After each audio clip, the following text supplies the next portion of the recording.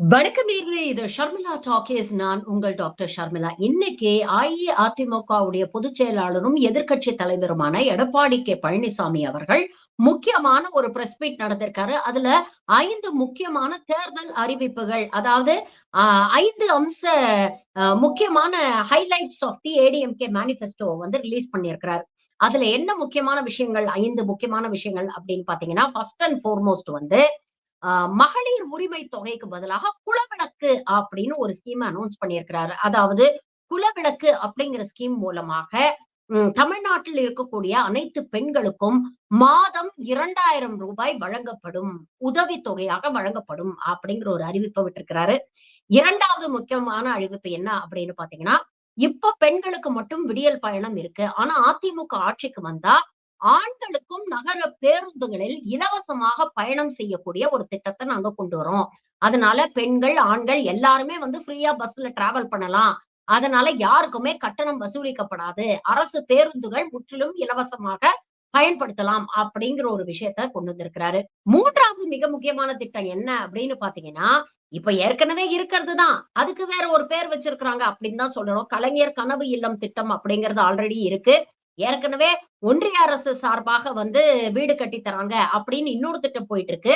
அப்படி இருக்கக்கூடிய சூழ்நிலையில 3வது மிக முக்கியமான அறிவிப்பாக, நகர்ப்புறத்தில் வீடு இல்லாம, அதாவது சொந்த வீடு இல்லாம இருக்கக்கூடிய அனைத்து நபர்களுக்கும் அரசு தன் செலவில் இடத்த வாங்கி கான்கிரீட் வீடு கட்டி தரும். அதே மாதிரி கிராமப்புறங்கள்லயும் சொந்த வீடு இல்லாதவங்களுக்கு அரசு தன் செலவில் நிலத்தை வாங்கி அதுல கான்கிரீட் வீடு கட்டி தரப்படும். பட்டியலினத்தை சேர்ந்தவர்கள் ஒரே குடும்பத்துல இருக்கிறாங்க, கூட்டு குடும்பமா இருக்கிறாங்க, கல்யாணம் ஆகி வெளியில போறாங்க, தனி குடித்தனம் போக போறாங்கன்னா, அப்படி தனி குடித்தனம் போகக்கூடிய பட்டியலினத்தை சேர்ந்த தம்பதிகளுக்கு அரசு சார்புல கான்கிரீட் வீடு கட்டி தரப்படும். தனி குடித்தனம் போறதுக்கு நாங்க வந்து தனியா வீடு கட்டி கொடுப்போம் அப்படின்னு சொல்லியிருக்கிறாரு. 4வது மிக முக்கியமான அறிவிப்பு என்ன அப்படின்னு பாத்தீங்கன்னா, பெண்களுக்கு 5 வருடங்கள்ல 5,00,000 பெண்களுக்கு 25,000 ரூபாய் மானிய விலையில் இருசக்கர வாகனங்கள் வழங்கப்படும் அப்படின்னு சொல்லியிருக்கிறாரு. 5வது மிக முக்கியமான அறிவிப்பு, மன்ரேகா திட்டம். மகாத்மா காந்தி ஊரக வேலைவாய்ப்பு திட்டத்தை பேரை மாத்திட்டாங்க. இப்ப ஜிராம், ஜியோ என்னமோ வச்சிருக்கிறாங்க. அதுல வந்து 100 நாளுக்கு பதிலா 125 நாட்கள் அப்படின்னு ஒன்றிய அரசு சொல்லியிருக்கு. ஆனா 125 நாட்களையும் தாண்டி 150 நாட்களாக நாங்க இதை நடைமுறைப்படுத்துவோம் அப்படின்னு 5 முக்கியமான விஷயங்களை வந்து வெளியிட்டிருக்கிறார். பிரஸ் மீட்ல இது சம்பந்தமாக பத்திரிகையாளர்கள் ஏகப்பட்ட கேள்விகளை கேட்டாங்க. ஆனா அதுக்கெல்லாம் பதில் சொல்ல தைரியம் இல்லாத, திராணி இல்லாத, விவரம் தெரியாத இபிஎஸ், இதெல்லாம் இப்ப கேட்காதீங்கப்பா. முழுசான தேர்தல் அறிக்கை வரும். இப்பதான் மாவட்டம் மாவட்டமா நாங்க போயிட்டு இருக்கோம். மக்கள் கிட்ட எல்லாம் கருத்து கேட்டுட்டு இருக்கோம். முழுமையான தேர்தல் அறிக்கை வரும். அதுல நாங்க எல்லாத்தையும் சொல்றோம் அப்படின்னு சொல்லியிருக்கிறாரு. ஆனா வழக்கம் போல நமக்கு சில கேள்விகள் இருக்கு. வித்தியாசமா எதையாவது ஒண்ணு செய்வீங்க. இல்ல இப்ப இருக்கிற திராவிட மாடல் அரசு செய்ய தவறிய, இல்ல விட்டு போன ஏதாவது ஒரு விஷயத்த ரொம்ப நூதனமா சிந்திச்சு மக்கள அட்ராக்ட் பண்ணக்கூடிய வகையில ஏதாவது புதுசா, பெருசா இந்த திரைப்படத்துல சொல்லுவாங்கல்ல, இல்ல இல்ல அதுக்கும் மேல அப்படின்னு. அந்த ரேஞ்ச்ல ஏதாவது அறிவிப்பு வரும் அப்படின்னு பார்த்தா, ஏற்கனவே நடைமுறையில இருக்கக்கூடிய திட்டங்களுக்கு வெறும் பேர மாத்தி, தன்னுடைய ஸ்டிக்கர ஒட்டி இன்னைக்கு அறிவிப்பா வெளியிட்டு இருக்கிறீங்க. இல்ல நான் ஒரு விஷயம் கேட்கிறேன். மகளிருக்கு 1,000 ரூபாய் உரிமை தொகை அப்படின்னு சொன்னோனே, உங்க கூட்டணி கட்சியில் இருக்கக்கூடிய பாஜக, என்ன அரசு பிச்சை போடுதா? அப்படின்னு கேள்வி கேட்டாங்க. குஷ்பு, வானதி ஸ்ரீனிவாசன் போன்ற எத்தனையோ தலைவர்கள் அந்த 1,000 ரூபாயை கொச்சப்படுத்தி, கேவலப்படுத்தி பேசுனாங்க. அதிமுகவுல இருக்கக்கூடிய பல தலைவர்களே அப்படி பேசுறீங்க. அதுக்கப்புறம் தொடர்ந்து மகளிர் உரிமை தொகைய நீங்க விமர்சனம் பண்ணிட்டு இருந்தீங்க. எல்லாருக்கும் குடுப்பேன்னு சொன்னீங்க. அதுக்கப்புறம் என்ன தகுதி உள்ளவர்களுக்கு மட்டும் தான் குடுக்குறீங்க. எல்லாருக்கும் ஏன் குடுக்கல அப்படின்னு ஆரம்பிச்சீங்க. அதுக்கப்புறம் முதல்லயே குடுத்திருக்கணும். 1 வருஷத்துக்கு அப்புறம் குடுக்குறீங்க, லேட்டா குடுக்குறீங்க அப்படின்னு விமர்சனம் வச்சீங்க. போன மாசம் விட்டு போனவங்களெல்லாம் சேர்த்து 1,35,00,000 பெண்களுக்கு வந்து மகளிர் உரிமை தொகை குடுக்குறோம். இன்னும் விட்டு போனவங்கள சேர்க்கக்கூடிய அடுத்த கட்ட நடவடிக்கை எல்லாம் எடுத்துக்கிட்டு இருக்கிறோம் அப்படின்னு திமுக அரசு சொன்னதும், இல்ல இல்ல இதெல்லாம் எப்படி பண்ண முடியும்? ஏற்கனவே கடன் சுமை ஜாஸ்தியா இருக்கு. இப்படி இருக்கும் பொழுது இந்த மாதிரி விரயம் பண்றதெல்லாம் நியாயமா? அப்படிங்கிற ஒரு விமர்சனத்த வச்சீங்க. இப்ப நீங்க ரூ. 2,000 அறிவிச்சிருக்கீங்களே. ரூ. 1,000க்கே கடன் சுமை அதிகமா இருக்கும். அரசால தாக்கு பிடிக்க முடியாது, மேனேஜ் பண்ண முடியாதுன்னா, ரூ. 2,000 நீங்க எப்படி குடுப்பீங்க? அப்ப அதற்கான நிதிய ஒதுக்குறதுக்கு என்ன ஐடியா வச்சிருக்கிறீங்க? அதற்கான வருவாய பெருக்குறதுக்கு என்ன திட்டம் வச்சிருக்கிறீங்க? அத பத்தி பத்திரிகையாளர்கள் கேள்வி கேட்டா, அவங்களுக்கு திறமை இல்லங்க. அவங்களால மேனேஜ் பண்ண முடியலங்க. எங்களுக்கு திறமை இருக்குங்க. நாங்க மேனேஜ் பண்ணிடுவோங்க. அப்படின்னு பதில் சொல்றாரு இபிஎஸ். அவங்களுக்கு திறமை இருக்கிறதுனால தான் இன்னைக்கு இந்த திட்டத்த குடுத்து, அந்த திட்டத்த இன்னைக்கு விரிவுபடுத்தி, அத தொடருவோம் அப்படின்னு சொல்லி அத நடைமுறையும் படுத்தி இருக்கிறாங்க. உங்க கூட்டணி கட்சி பாஜக இருக்கே, அவங்க ஆரம்பத்துல இந்த திட்டத்தை எள்ளி நகையாடினாங்க. அதுக்கப்புறம் இந்த திட்டம் மகளிரிடையே ரொம்ப பிரபலமா இருக்கு. மகளிருக்கு ரொம்ப உதவியா இருக்கு அப்படிங்கிற விஷயங்கள்லாம் வெளியில வரும்போது, இதே திட்டத்த அப்படியே காப்பி அடிச்சு, இவங்க ஆளக்கூடிய மாநிலங்கள்ல தேர்தல் வரும்போது, அவங்க அறிவிப்பா வெளியிட்டாங்க. லாட்லி பெஹனா ஸ்கீம், பியாரி பெஹனா ஸ்கீம், லொட்டு லொஸ்குன்னு பேர மட்டும் மாத்தி ஸ்டிக்கர் ஒட்டி பயன்படுத்துனீங்க. சரி அதையாவது உருப்படியா நடைமுறைப்படுத்துனாங்களா அப்படின்னு பாத்தீங்கன்னா, பாஜக ஆளக்கூடிய மாநிலங்கள்ல என்ன நடந்திருக்கு அப்படிங்கறத ஒரு ஷார்ட்டா ரிவ்யூ சொல்றேன். மகாராஷ்டிரால இந்த மாதிரி தான் அறிவிச்சாங்க. மகளிர் உரிமை தொகை குடுப்போம். அதுவும் ரூ. 1500 குடுப்போம் அப்படின்னு சொல்லிட்டு, தேர்தலுக்கு முன்னாலேயே மாரல் கோட் ஆஃப் கான்டக்ட் அறிவிக்கிறதுக்கு ஜஸ்ட் முன்னால அவசர அவசரமா கஜானால இருக்கிற காசெல்லாம் தூக்கி எல்லாருக்கும் ரூ. 1500 குடுத்தாங்க. தேர்தல் முடிஞ்சு பாஜக ஜெயிக்கவும் செஞ்சது. ஆனா ஜெயிச்சதுக்கு அப்புறம் என்ன நடந்துச்சு அப்படின்னு பாத்தீங்கன்னா, இதுல ஏகப்பட்ட முறைகேடு நடந்திருக்கு. பாஜக ஆளுங்களே போலியா ஃபார்ம ஃபில் அப் பண்ணி, இது மூலமா காச வாங்கியிருக்கிறாங்க அப்படிங்கிற நியூஸ் வெளியில வந்தோனே, இது மூலமாக கிட்டத்தட்ட 1000 கோடிக்கு மேல அரசுக்கு நஷ்டம் ஏற்பட்டிருக்கு அப்படிங்கிற நியூஸ் வெளியில வந்தோனே, திடுதிப்புன்னு இந்த ஸ்கீம நிறுத்தி வச்சாங்க. வச்சுட்டு நாங்க ஆய்வு பண்ணி யாரெல்லாம் தகுதி இருக்கோ அவங்களுக்கு மட்டும் தான் குடுப்போம் அப்படின்னு சொன்னாங்க. ஆனா தேர்தலுக்கு முன்னால வாரி இறைச்சீங்களே, அது மக்களுடைய வரி பணம் தானே! அப்ப தெரிஞ்சு தானே ஓட்டுக்கு காசு குடுக்குற மாரி குடுத்தீங்க. முறைகேடு நடந்திருக்கு அப்படின்னு தெரிஞ்சப்புறம் யாரெல்லாம் முறைகேடு பண்ணாங்களோ அவங்க மேல நடவடிக்கை எடுத்துச்சா அந்த அரசாங்கம். இந்த எண்ட் பாத்தீங்கன்னா கஷ்டப்பட்டு நாம கட்டுற வரி பணத்த இவங்களுடைய தேர்தல் வெற்றிக்காக விரயம் பண்ணாங்க. இதே பிரச்சனை மத்திய பிரதேஷ்லயும் வந்தது. இப்போ பீகார் தேர்தலுக்கு அவசர அவசரமா மாரல் கோட் ஆஃப் கான்டக்ட் அறிவிச்சதுக்கு அப்புறம் ஏற்கனவே அறிவிக்கப்பட்ட ஸ்கீம் அப்படின்னு போய் சொல்லி ரூ. 10,000 குடுக்குறோம் அப்படின்ட்டு ஆளுக்கு ரூ. 10,000 குடுத்தாங்க. ஆனா தேர்தல் முடிஞ்ச கையோட 2வது நாள் அந்த பெண்களுக்கு நோட்டீஸ் வருது. தவறுதலா குடுத்துட்டோம். அந்த ரூ. 10,000 திருப்பி குடுங்கன்னு. அப்ப இருந்த மக்கள் அங்க பீகார் மக்கள் என்ன கேள்வி தெரியுமா கேட்டாங்க? சரி தவறுதலா குடுத்துட்டோம் அப்படின்னு திருப்பி கேட்கிறீங்கல்ல, நாங்களும் தவறுதலா ஓட்டு போட்டுட்டோம். எங்க ஓட்ட திருப்பி குடுங்க அப்படின்னு கேட்டாங்க. இந்த பிரச்சனை நடந்தது இப்போ 1 மாசம் முன்னால பீகார்ல. இப்படிப்பட்ட கட்சியோட கூட்டணியில உட்கார்ந்துகிட்டு, நாங்க மாசம் ரூ. 2,000 குடுப்போம் அப்படின்னு வெக்கமே இல்லாம சொல்றீங்க. நாளைக்கு நீங்க ஆட்சிக்கு வந்ததுக்கு அப்புறம் இத குடுப்பீங்கங்கிறதுக்கு என்ன கேரண்டி? ஏன்னா உங்க சகவாசம் அப்படி. நாளைக்கு நிதி நிலைமை சரியில்ல. அதனால இப்ப குடுக்க முடியாது அப்படின்னு சொல்லி இந்த ஒட்டுமொத்த சிஸ்டத்தையே ரத்து பண்ண மாட்டீங்கன்னு என்ன நிச்சயம்? அதுக்கப்புறம் ஆண்களுக்கு இலவசமாக பேருந்தில் பயணம். அது எப்படி சார்? கூச்சம், வெட்கம் எதுவுமே கிடையாதா உங்களுக்கெல்லாம்? இதே திட்டத்த லிப்ஸ்டிக் பஸ் அப்படின்னு சொல்லி கேவலப்படுத்துறவங்க தானே நீங்க? லிப்ஸ்டிக் பஸ்ன்னு சொல்லி இந்த திட்டத்த மட்டும் நீங்க கேவலப்படுத்தல. அதுல பயணம் பண்ணக்கூடிய மகளிரையும் கேவலப்படுத்தினீங்க. மகளிர் உரிமை தொகை ஆகட்டும், இல்ல விடியல் பயணம் திட்டமாகட்டும், இந்த 2 திட்டத்தோட நோக்கம் என்ன?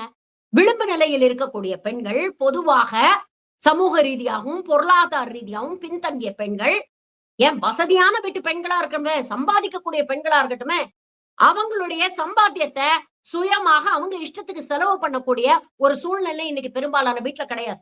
எவ்வளவு ஆயிரக்கணக்குல சம்பாதிச்சாலும் வீட்ல கொண்டு போய் மாமியார்ட்டயோ, புருஷன்ட்டயோ குடுத்துட்டு, அவங்க எப்படி செலவு பண்ணணும்னு நினைக்கிறாங்களோ அப்படித்தான் செலவு பண்ண முடியும். ஆனா அரசாங்கம் கொடுக்கக்கூடிய இந்த ரூ. 1000 அப்படிங்கிறது அவங்களுடைய உரிமை.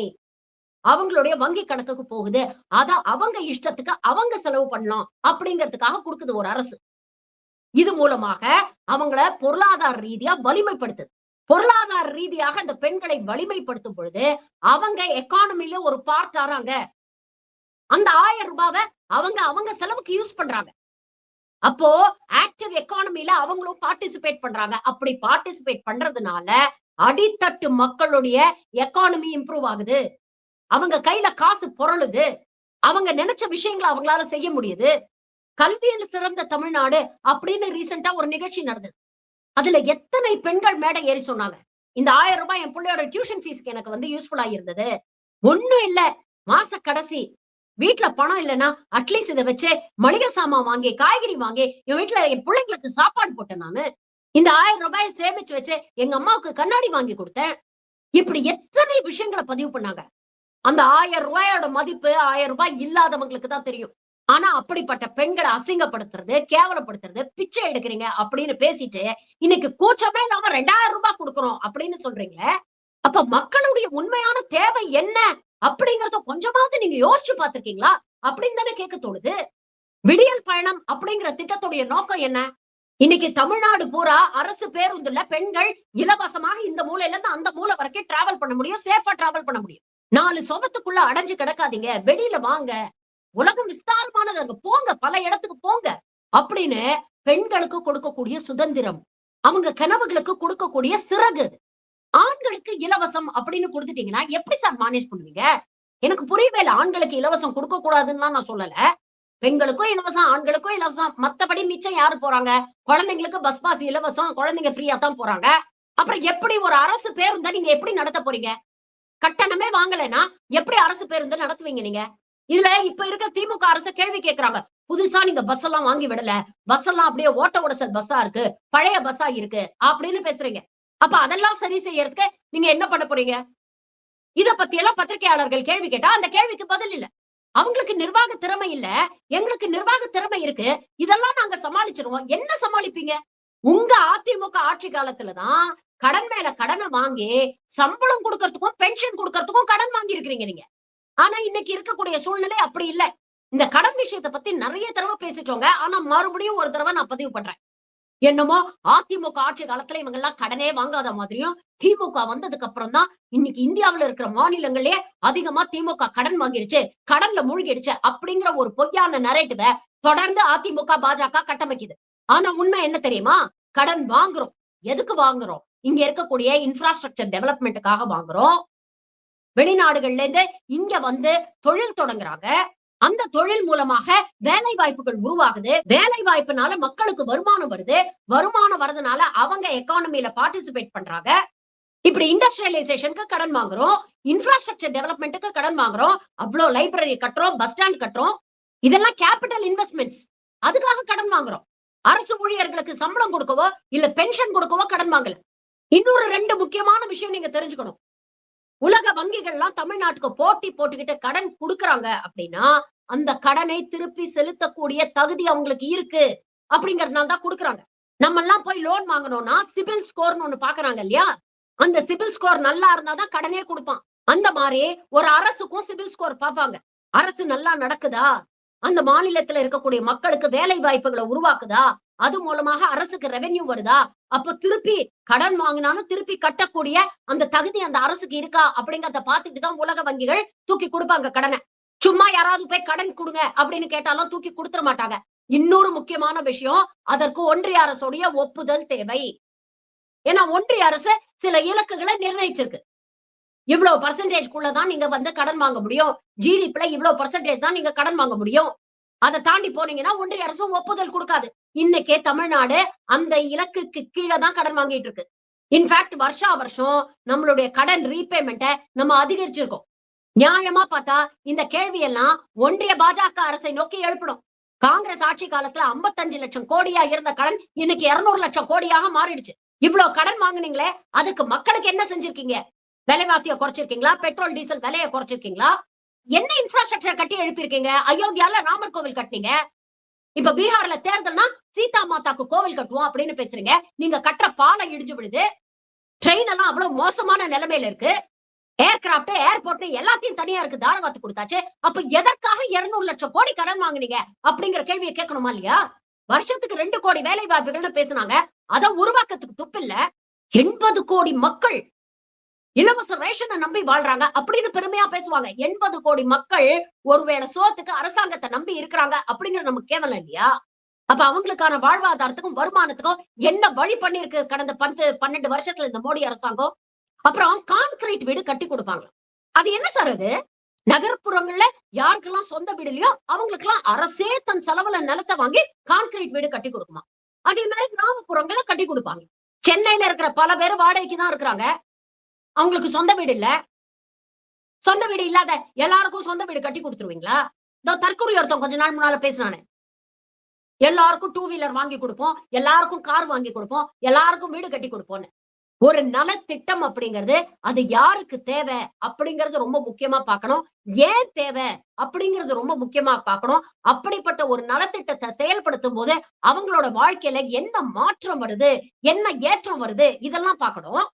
இதெல்லாம் அலசி ஆராய்ஞ்சு இது மூலமாக அரசாங்கத்துக்கும் என்ன நலன் வருது அப்படிங்கறத யோசிச்சுதான் ஒரு வெல்ஃபேர் ஸ்கீமை வந்து நடைமுறைப்படுத்துறோம். அதுதான் வெல்ஃபேருக்கும் ஃப்ரீபிக்கும் இருக்கிற வித்தியாசம். அது எப்படி? அரசாங்கமே நிலம் வாங்கி எல்லாருக்கும் அவங்க பேர்ல வீடு கட்டி கொடுக்கும். இப்ப எனக்கு என் பேர்ல வீடு இல்ல வச்சுக்கோங்களேன், எனக்கும் இபிஎஸ் வந்த உடனே வீடு கட்டி கொடுப்பாரா? அப்ப என்ன அபத்தமான ஒரு அறிக்கை இது? அதே மாதிரி பட்டியலினத்தை சேர்ந்தவர்கள் தனி குடித்தனம் போனோம்னா அவங்களுக்கு கான்கிரீட் வீடு கட்டி கொடுப்போம். அங்கங்க கண்ணுக்கு முன்னால ஆணவ கொலை நடக்குது. தைரியமா சொல்ல வேண்டியது தானே? சாதி விட்டு சாதி திருமணம் பண்றாங்க அப்படின்னா இந்த அரசு துணை நிற்கும். சமூக நீதி திருமணங்களை நாங்கள் ஆதரித்து அப்படி சாதி மறுப்பு திருமணம் செய்யக்கூடிய தம்பதிகளுக்கு அரசாங்கம் சொந்த செலவுல நிலம் வாங்கி அவங்க தனி குடுத்தனம் போறதுக்கு கான்கிரீட் வீடு கட்டி கொடுக்கும் அப்படின்னு சொல்லியிருந்தா உங்களோட ஸ்கீமை நாம அப்ரிஷியேட் பண்ணிருக்கலாம். அது சொல்ல மாட்டீங்க. ஏன்னா உங்க சமூகத்து பெண்களை கூப்பிட்டு வச்சு கவுண்டரத்தான் கல்யாணம் பண்ணணும் அப்படின்னு சத்தியம் வாங்குற கும்பல் தானே நீங்க. அப்ப யோசிச்சுதான் இந்த மாதிரி அறிவிப்புகளை கொண்டு வரீங்களா அப்படிங்கிற கேள்வி கேட்க வேண்டியது. 5 லட்சம் பெண்களுக்கு 25,000 மானியத்தோட நாங்க வந்து 2 வீலர் கொடுப்போம். இது ஏற்கனவே கடந்த தேர்தல்ல அம்மையார் ஜெயலலிதா உயிரோடு இருக்கும் பொழுதே சொன்னதுதான். ஆனா அதையே நீங்க முழுசா செய்யல. ஸ்கூட்டி கொடுப்போம், மானிய விலையில் ஸ்கூட்டி அப்படின்னு சொல்லி ஒரு ப்ரோக்ராம் பண்ணி அதை லான்ச் பண்ணி அதோட எத்தனை பேர் கொடுத்தீங்க எத்தனை பேர் கொடுக்கல அப்படிங்கிற தரவுகளே இல்ல. இப்படிதான் சைக்கிள் கொடுப்போம் அப்படின்னு சொன்னீங்க. திமுக ஆட்சிக்கு வந்ததுக்கு அப்புறம் பார்த்தா அத்தனை சைக்கிள் வீணா போய் கிடந்தது. லேப்டாப் குடுக்குறோம்னு சொன்னீங்க. அந்த திட்டத்தையும் நிறுத்தி வச்சுட்டீங்க. அந்த லேப்டாப் 55,000 லேப்டாப் கிட்டத்தட்ட வீணா போயிடுச்சு. தாலிக்கு தங்கம் திட்டத்தை சொல்லாம கொள்ளாம சைலண்டா நிறுத்தி வச்சிருந்தீங்க. திமுக அரசு ஆட்சிக்கு வந்ததுக்கு அப்புறம் தான் அது நிறுத்தி வைக்கப்பட்டிருக்கு அப்படிங்கிற உண்மையை வெளியில தெரிஞ்சது. அதை பத்தி எல்லாம் பத்திரிகையாளர்கள் கேள்வி கேட்டா அதெல்லாம் அப்புறம் பேசலாம்ப்பா அப்படின்னு எந்திரிச்சு ஓடுறீங்க அப்படியே பதறி. ஒரு அரசு திட்டம் போடுது, மக்களுக்கான திட்டங்கள் போடுது, மக்களுக்கான ஸ்கீம்ஸ் போடுதுன்னா ஒரு லாங் டேர்ம் விஷனோட அதை பண்ணணும். அதை திமுக அரசு சிறப்பாக செஞ்சுக்கிட்டு இருக்கு. எல்லாரும் பேசுறாங்கல்ல, எல்லா டிபேட்லயும் நீங்க பாருங்களேன். இந்த அதிமுகவாகட்டும், பாஜகவாகட்டும், நாட்டாக்காகட்டும் சொன்னீங்களே செஞ்சீங்களா? வாக்குறுதிகள் எல்லாம் நிறைவேற்றுறீங்களா? அவங்களுக்கு ஜால்ரா அடிக்கக்கூடிய பத்திரிகையாளர்களும் 505 வாக்குறுதிகள் கொடுத்தாங்க. அதுல வந்து எதுவுமே நிறைவேற்றல. 10 ஆண்டு கால அதிமுக ஆட்சியில கொடுத்த வாக்குறுதிகள் நிறைவேற்றிட்டாங்களா? இல்ல 12 வருஷமா மோடி உட்கார்ந்து சீட்டை தேய்ச்சிக்கிட்டு இருக்கிறாரு. அவர் கொடுத்த வாக்குறுதி எல்லாம் நிறைவேற்றிட்டாரா? வருஷத்துக்கு 2 லட்சம் வேலை வாய்ப்புகளை உருவாக்கிட்டாங்களா? விவசாயிகளோட வருமானத்தை இரட்டி பார்ப்போம் அப்படின்னு சொன்னாங்களே ஆக்கிட்டாங்களா? புல்லட் ட்ரெயின் கொண்டு வருவோம்னு சொன்னாங்களே கொண்டு வந்தாங்களா? அமிர்த் கால், விக்சித் பாரத் அப்படின்னு அப்பப்ப சீன் போட்டு நம்மளை ஏமாத்துறாங்களே இதெல்லாம் நடந்துச்சா? ஹவாய் செப்பல் போட்டிருக்கிறவங்க கூட ஹவாய் ஜஹாஜ்ல போலாம் அப்படின்னு சொன்னாங்களே, அவங்களை எல்லாம் கேள்வி கேட்க உங்களுக்கு எல்லாம் துப்பு இல்ல. பத்திரிகையாளர்கள் அப்படிங்கிற போர்வேல இவங்களுக்கு ஜால்ரா போட்டுக்கிட்டு இருக்கிறாங்க. திமுக தெளிவா அறிக்கை கொடுக்குறாங்க. 505 வாக்குறுதிகள் கொடுத்தோம். அதுல கிட்டத்தட்ட 370 வாக்குறுதிகளை நாங்க நிறைவேற்றிட்டோம். இன்னும் சில வாக்குறுதிகள் ஒன்றிய அரசு கிட்ட இருந்து நிதி வராததுனால பெண்டிங்ல இருக்கு. ஒன்றிய அரசுடைய அனுமதி கிடைக்காததுனால பெண்டிங்ல இருக்கு அப்படிங்கறத தெளிவா தைரியமா சொல்றாங்க. சரி இதெல்லாம் விட்டுருங்க ஒரு பக்கம். இன்னைக்கு திமுக நடைமுறைப்படுத்திய அத்தனை திட்டங்களுக்கும் வேற பெயர் மாத்தி ஒரு அனௌன்ஸ்மெண்ட், ஒரு அறிவிப்புன்னு நீங்க பண்றீங்களே, அப்போ இத்தனை நாள் திமுக செய்த திட்டங்கள் மக்களுக்கு பலன் அளிச்சிருக்கு அப்படின்னு தானே அர்த்தம். அது மூலமா மக்களுடைய ஆதரவு திமுகவுக்கு வந்திருக்கு அப்படின்னு தானே அர்த்தம். அதனால மக்கள் இன்னும் திமுக பக்கம் நிக்கிறாங்க அப்படின்னு தானே அர்த்தம். அதனால தானே திமுக செஞ்ச அத்தனை ஸ்கீம்ஸையும் காப்பி அடிச்சு இன்னைக்கு பேரை மாத்தி அறிவிப்பு கொடுக்குறீங்க. அப்ப கூட திமுக இவ்வளவு செஞ்சிருக்கே, இதை விட பிகரா பெட்டரா இன்னும் மக்களுக்கு சென்று செல்லக்கூடிய வகையில நாம வித்தியாசமா ஏதாவது ஒண்ணு பண்ணணும். அடடா திமுக கூட இத பத்தி யோசிக்கலே அப்படின்னு மக்களை நினைக்க வைக்கணும் அப்படின்னு ஏதாவது தோணி இருக்கா உங்களுக்கு? திமுக தேர்தல் அறிக்கையில சொன்னதையும் செஞ்சிருக்கிறாங்க, சொல்லாததையும் பல விஷயங்கள் செஞ்சிருக்கிறாங்க. காலை உணவு திட்டம் அவங்க தேர்தல் அறிக்கையில சொல்லல. புதுமை பெண் திட்டம் அவங்களோட தேர்தல் அறிக்கையில சொல்லல. நான் முதல்வன் திட்டம் அவங்க தேர்தல் அறிக்கையில சொல்லல. இப்படி தொடர்ந்து இந்த 5 ஆண்டு ஆட்சி காலத்துல மக்களுடைய முன்னேற்றம், மக்களுடைய வாழ்வியல் பார்த்து பிராக்டிகல் இஷ்யூஸ் என்ன மக்கள் ஃபேஸ் பண்றாங்க இதெல்லாம் சிந்திச்சு எல்லா செக்மெண்ட்டுக்கும் ஏதாவது ஒரு திட்டத்தை கொண்டு போய் சேர்க்கணும் அப்படின்னு முயற்சி பண்ணி அதை பண்ணிட்டு இருக்கிறாங்க. அதற்காகத்தான் எக்கனாமிக் அட்வைசர்ஸ்னு ஒரு குரூப், ஒரு 5 பேர் கொண்ட ஒரு குழுவை அமைச்சிருக்கிறாரு. நம்ம நிர்மலா சீதாராமன் மாமி மாதிரி எனக்கு எல்லாம் தெரியும், நான் அப்படியே பொருளாதார புலி அப்படின்லாம் அவங்க நினைக்கல. நமக்கு தெரியாத விஷயங்கள்ல அந்த விஷயம் தெரிஞ்ச எக்ஸ்பர்ட்ஸ் கிட்ட இருந்து அட்வைஸ வாங்கிக்கிட்டு அதை நாம நடைமுறைப்படுத்தணும்னா அது மக்களுக்கு பயனுள்ளதாக இருக்கும் அப்படின்னு நினைச்சு பண்றாங்க. இன்னைக்கு அப்படி செஞ்சதுனால தானே மகளிருடைய ஆதரவாக இருக்கட்டும், மாணவர்களுடைய ஆதரவாக இருக்கட்டும், எல்லாமே போய் அவங்களுக்கு சேருது. அப்போ நியாயமா நீங்க என்ன பண்ணிருக்கணும்? திமுகவை வீழ்த்தணும் அப்படின்னு நினைக்கிறவங்க மக்களுக்கு என்ன செய்யணும் அப்படின்னு யோசிச்சு செஞ்சிருக்கணும். அவர் 1000 ரூபாய் கொடுத்தா நான் 2000 ரூபாய் கொடுப்பேன். அவர் மகளிருக்கு இலவசம் சொன்னா நான் ஆண்களுக்கு இலவசம் சொல்லுவேன். இது இல்லங்க அரசியல். இன்னைக்கு தொடர்ந்து கல்விக்கும் சுகாதாரத்துக்கும் முக்கியத்துவம் கொடுக்கணும் அப்படின்னு நாம பேசிக்கிட்டு இருக்கோம். ஆரம்ப கல்வி முதல் ஆராய்ச்சி கல்வி வரை இலவசமாக இருக்கணும். தனியார் மருத்துவமனைகளுக்கு நிகராக அரசு மருத்துவமனைகளை நாம டெவலப் பண்ணணும். ஒரு குடும்பத்துல இருக்கிறவங்களுக்கு திடீர்னு உடம்பு சரியில்லாம போயிடுச்சுன்னா பரவாயில்லப்பா, கவலை இல்ல, அரசு மருத்துவமனை இருக்கு, நாம போனா அங்க எல்லாம் நல்லா ஆயிடும், சிறப்பா ஆயிடும் அப்படின்னு நினைக்கிற அளவுக்கு நம்மளுடைய மருத்துவமனைகளை இம்ப்ரூவ் பண்ணணும். இன்னைக்கு அது போன்ற விஷயங்கள்ல தான் நாம கான்சென்ட்ரேட் பண்ணணும். 1000 ரூபாய் அப்படிங்கிறது யாருக்கு தேவையோ அவங்களுக்கு கொடுக்கப்படுது. அது மூலமாக அவங்களுடைய வாழ்க்கையில ஒரு மாற்றம் வருது, ஒரு ஏற்றம் வருது. எல்லாருக்கும் தேவையில்லை அந்த 1000 ரூபாய். அந்த மாதிரி ஒரு வெல்ஃபேர் ஸ்கீம் அப்படிங்கிறது யாருக்கு முக்கியமோ அவங்கள டார்கெட் பண்ணி இருக்கணும். இப்படி எதை பத்தியுமே யோசிக்காம சும்மா இஷ்டத்துக்கு நீ 1000 ரூபாய் கொடுக்குறியா, நான் பாரு உன்னை விட அதிகமா 2000 ரூபாய் கொடுப்பேன். நீ மகளிருக்கு மட்டும் தானே இலவசம் சொன்ன, நான் ஆண்களுக்கும் இலவசமா கொடுப்பேன் அப்படின்னு வீம்புக்கு தயவு செஞ்சு அறிக்கைகளை வெளியிடாதீங்க. திமுகவுடைய தேர்தல் ஹைலைட்டே அவங்களுடைய எலெக்ஷன் மேனிபெஸ்டோவா இருக்கும். அதனாலதான் எதிர்கட்சியில இருக்கிறவங்களும் கண்ணுல விளக்கெண்ணெய் விட்டுட்டு அதுல ஏதாவது நொட்ட நொல்ல சொல்லலாமா அப்படின்னு பாத்துக்கிட்டு இருக்கீங்க. அப்படி அடுத்தவனை குறை சொல்றதுக்கும், அடுத்தவனை கேவலப்படுத்துறதுக்கும், அடுத்தவன் கொண்டு வர ஸ்கீம்ஸை எள்ளி நகையாடுறதுக்கும், அது மூலமா தமிழ்நாட்டு மக்களுக்கு அவமானப்படுத்தவும் தெரிஞ்ச நீங்க தேர்தல் அறிக்கையை ப்ரிப்பேர் பண்ணும் பொழுது அவங்கள விட மிகச்சிறந்த என்ன சலுகைகளை நம்மளால கொடுக்க முடியும், இல்ல என்ன ஸ்கீம்ஸ் நம்மளால கொடுக்க முடியும் அப்படிங்கறது கொஞ்சம் யோசிக்க வேண்டாமா? இதுல நிர்வாக திறமையை பற்றியும் கடனை எப்படி சமாளிப்பது பற்றியும் நீங்க பேசுறீங்க. உங்களுடைய அரசியல் ரொம்ப மேலோட்டமா, ரொம்ப வேடிக்கையா இருக்கு. இது இல்ல தமிழ்நாட்டு மக்களுடைய தேவை. அவங்களுடைய உண்மையான தேவை என்ன அப்படின்னு புரிஞ்சுக்கிட்டு அதற்கான ஸ்கீம்ஸை நீங்க கொண்டு வந்தீங்கன்னா தான் திமுகவை விட நாங்க பெட்டர் அப்படிங்கறத மக்கள் நம்புவாங்க. இல்லைன்னா நிரந்தர பொதுச் செயலாளர் அப்படிங்கிற மாதிரி நிரந்தர எதிர்கட்சி தலைவர் அப்படிங்கிற ஸ்டேட்டஸ உங்களுக்கு கொடுத்து உட்கார வச்சிருவாங்க. நன்றி, வணக்கம்.